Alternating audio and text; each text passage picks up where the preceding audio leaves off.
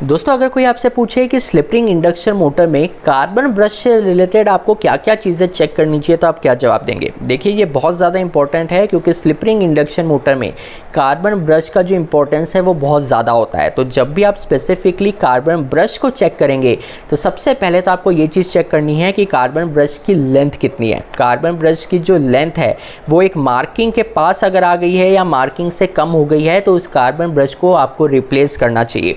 इसके अलावा आपको ये भी चीज़ चेक करनी चाहिए कि आपका जो कार्बन ब्रश है ये ब्रश होल्डर में सही तरीके से बैठा है कि नहीं।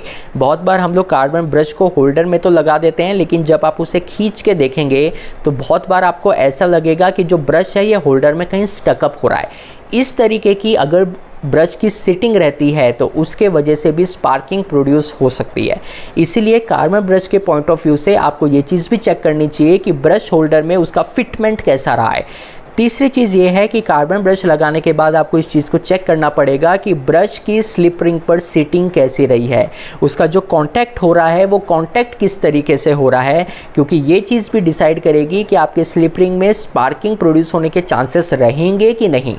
इसीलिए कार्बन ब्रश की लेंथ, कार्बन ब्रश पे कोई क्रैक तो नहीं है, कार्बन ब्रश का फिटमेंट कैसा रहा है ब्रश होल्डर के अंदर, और कार्बन ब्रश का जो कांटेक्ट बन रहा है आपके स्लिप रिंग के साथ ये किस तरीके से हो रहा है। ये कुछ ऐसे चेक पॉइंट्स है जो स्पेसिफिकली ब्रश से रिलेटेड आपको चेक करने होंगे।